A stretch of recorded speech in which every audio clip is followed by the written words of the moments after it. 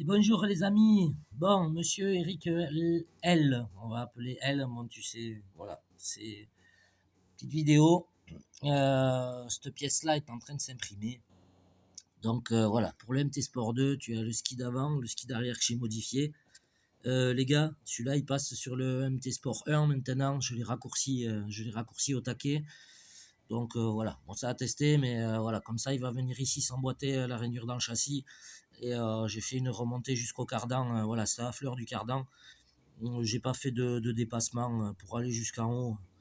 Bon, ça suffit, ça empêchera les gros cailloux de passer. Euh, voilà, j'ai quand même mis de la matière, il y a 4 mm. Donc là, il y a de quoi avant de le bouffer. Ça, c'est la partie centrale. Donc ça, tu verras, ça se met ici comme ça. Et ça s'emboîte là-dedans. Bon, toi, tu auras la version noire, hein, parce qu'il me restait assez de fils. Voilà.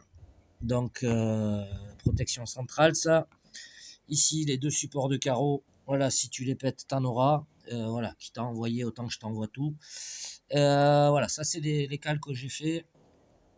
Ça, c'est les cales arrière. Alors, ça viendra se placer comme ça.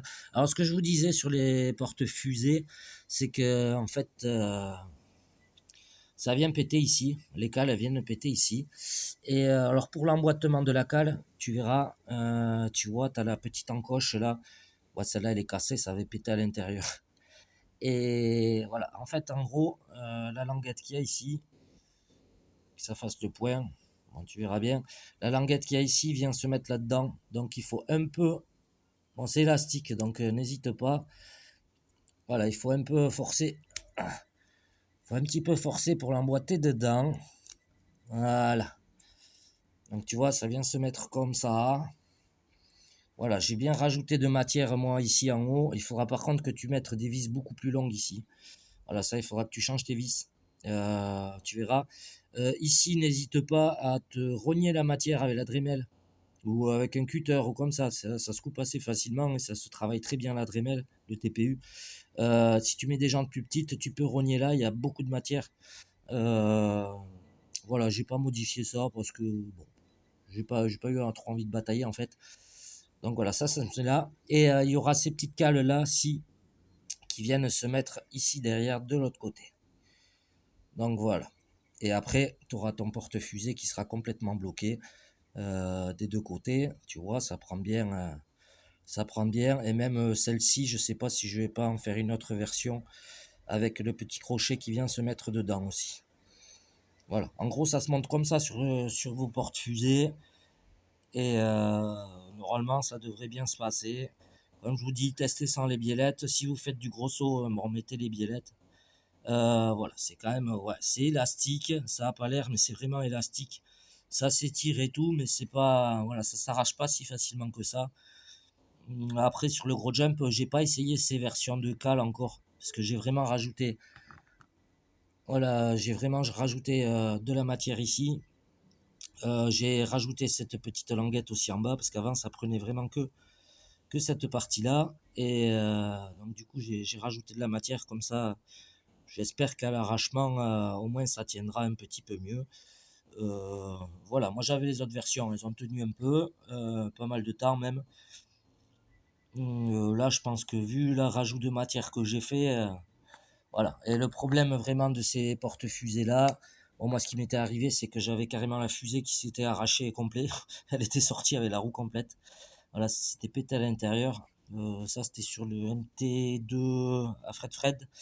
Euh, voilà, bon, ça arrive. Et après, sinon, voilà, ça pète. Le problème qu'il y a, si vous n'avez pas la pièce d'origine qui se déchire là, c'est que ça s'arrache ici, en fait. Voilà, le problème, c'est qu'ils n'ont pas vraiment mis beaucoup de matière. Est-ce que c'était fait pour être fusible? Bon, je sais pas, mais voilà. Après, ça tient quand même bon, mais ça arrive à s'arracher ici. Donc voilà, les amis. Mon petit Eric, la dernière pièce est en train de s'imprimer. Donc voilà, comme ça, tu vois, tu as tout le kit. Ouais, parce que quitte à imprimer, voilà. Après, par pièce, faut savoir que c'est deux petites pièces, ça prend. J'imprime en plein pratiquement tout. Ben, j'imprime en plein tout, oui. Donc c'est rempli. Ces pièces-là, il y en a pour 5 heures. les deux, un peu plus, 5h20. Ces pièces-ci, il y en a pour 2 heures, à peu près, pas tout à fait 2 heures. Ceci, j'ai trouvé un autre moyen de l'imprimer, je l'imprime comme ça. Alors le rendu extérieur est pas joli parce que c'est le, tu vois la partie là, c'est vraiment pas joli parce que c'est le support d'impression qui fait ça en fait. Après tu pourras te le gratter si tu veux, ou avec la flamme, tu vois j'ai commencé, je vais te le finir à nettoyer. Bon là j'ai mal à la main là, avec le cutter, avec le scalpel j'arrête un peu parce que voilà, si tu veux te le nettoyer, bon après c'est vraiment pour protéger. Bah après, tu vois, le reste est joli. Avant, je l'imprimais comme ça pour avoir vraiment le support d'impression dedans. Mais là, dans ce sens, ça mettait 9 heures à l'impression. Que là, je suis passé à 5h21. Euh, donc voilà, déjà, ça, il y a 5 heures. Ici, l'autre pièce, je suis à 4h25. Celle-ci, il faut compter à peu près 6 heures d'impression par pièce. La grande, tu as 14.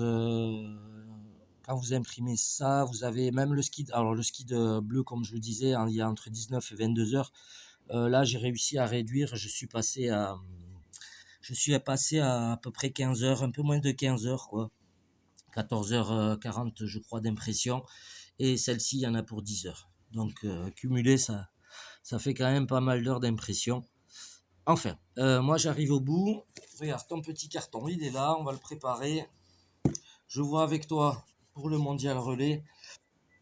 Et voilà les mecs, un complet, bon après ce sera peut-être modifié par le temps, mais un complet MT Sport 2.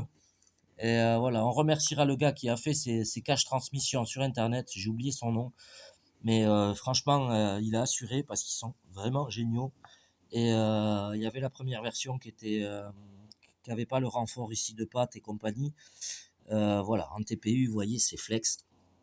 Je peux vous montrer, c'est vachement flex, ça se déchire pas, vous pouvez tirer dessus.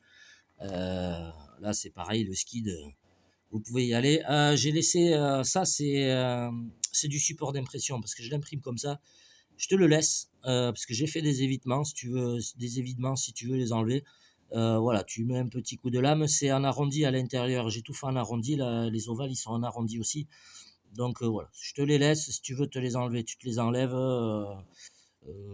Voilà, au moins c'est plein là. Il y aura peut-être un petit coup à gratter encore un peu. Tu vois, j'ai enlevé le plus gros, mais bon, il y aura de la matière, pour pas bouffer les vis.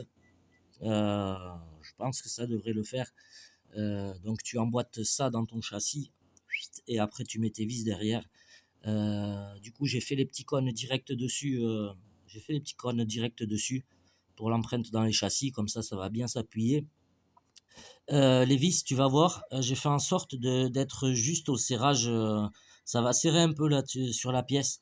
Comme ça, quand tu vas démonter tes skids, parce que moi ça m'emmerdait à chaque fois, tu perdras pas les vis. Tu peux les laisser visser dans le truc, comme ça à chaque fois tu as les vis qui restent sur le skid, pop, tu l'enlèves, t'es tranquille. À l'avant, j'ai fait pareil. Voilà, à l'avant, tu vois, tu as les petits cônes, parce qu'avant on imprimait des petites pastilles pour remplir les cônes directs sur le châssis, les empreintes de tête de vis. Là, j'ai carrément tout mis dessus. Comme ça, il n'y a pas à batailler. Et c'est pareil, tu mettras tes vis. Voilà, tu mettras tes vis, elles resteront dedans. Tu n'auras pas à t'emmerder à chaque fois à les desserrer. Voilà, je suis bien remonté sur l'avant pour quand ça va taper. Comme ça évitera d'arracher le skid vers le bas. Voilà, les gars, j'espère que on s'amuse. Et la suite, c'est le FG Baja. Allez, je vous fais des mouchous.